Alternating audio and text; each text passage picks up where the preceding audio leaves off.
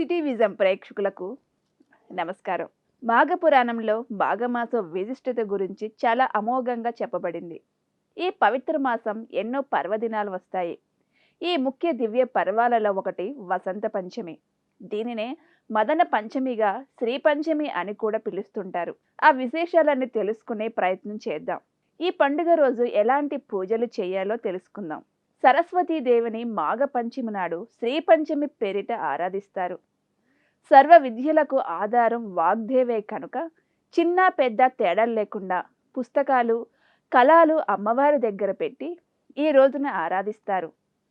సంగీత నృత్య సాహిత్యాలకు కూడా ఈ దేవియే మూలం కనుక ఈ తల్లిని నృత్యకేలి విలాసాలతో స్తుతిస్తారు.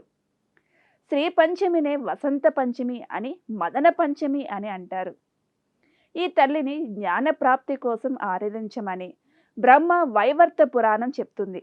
ఈ శ్రీ పంచమి నాడు సరస్వతిని ఆరాధించే విధానాలను నారదునకు శ్రీమన్నారాయణుడు వివరించినట్లు దేవి భాగవతం చెప్తుంది. మాఘమాసం శిశిర ఋతువులో వసంతుని స్వాగత చిహ్నముగా శ్రీ పంచమిని భావిస్తారు.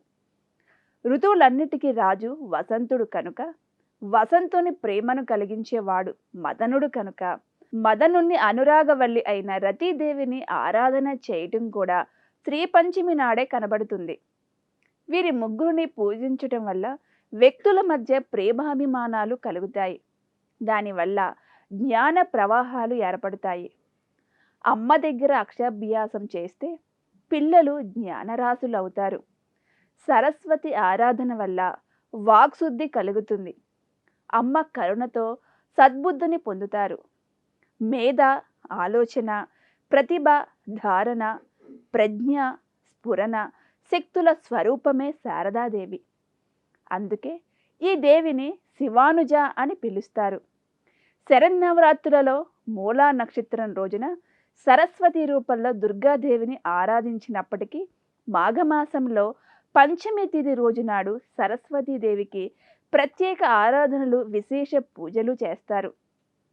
చంద్రిక చంద్రవదన తీవ్ర మహాభద్ర మహాబల భోగద భారతీ భామ గోవింద గోమతి శివ అని ప్రతిరోజు కానీ పంచమి నాడు సప్తమి తిథులలో కానీ సరస్వతి జన్మ నక్షత్రం రోజు కానీ పూజించిన వారికి ఆ తల్లి కరుణా కటాక్షాలు పుష్కలంగా లభిస్తాయి. అహింసకు అధినాయిక సరస్వతీదేవి. సర్వ అంటే కాంతి, కాంతినిచ్చేది కనుక సరస్వతి అయింది. అజ్ఞాన తిమిరాంధకారాన్ని దూరం చేసి విజ్ఞాన కాంతికిరణ పుంజాన్ని వెదజల్లే దేవత సరస్వతీమాత. ఈ అహింసామూర్తి తెల్లని పద్మములో ఆసీనురాలై వీణ, పుస్తకం, జపమాల, అభయముద్రను ధరించి ఉంటుంది. అహింసామూర్తి కనుకనే ఈ తల్లి చేతులు ఎటువంటి ఆయుధాలు ఉండవు. జ్ఞానకాంతిని పొందిన వారికి ఆయుధాల అవసరం ఏమీ ఉండదు కదా. ఈ తల్లిని తెల్లని పువ్వులతోనూ శ్వేత వస్త్రాలతోనూ శ్రీగంధముతోనూ అలంకరిస్తారు.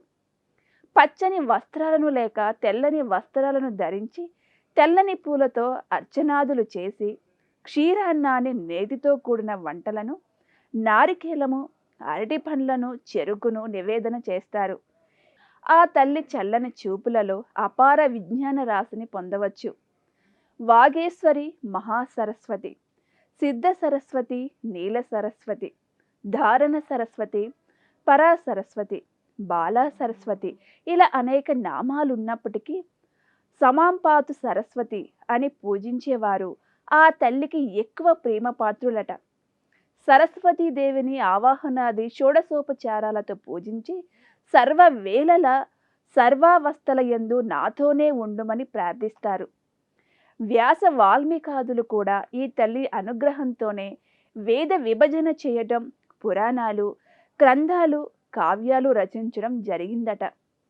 పూర్వం అశ్వలాయనుడు, ఆదిశంకరాచార్యుడు కూడా ఈ తల్లిని ఆరాధించి ఉన్నారు. ఆ తల్లి అనుగ్రహం ఉండాలే గాని సకల విద్యలు లభిస్తాయి. ఈ పుణ్యదినాన మనందరం ఆ చదువుల తల్లిని వేడుకుందాం. మనసారా ఆ తల్లిని ప్రార్థించి తరిద్దాం. మరో భాగంలో మరో పర్వదినం గురించి తెలుసుకుందాం. సరస్వతి మాత్రే నమః.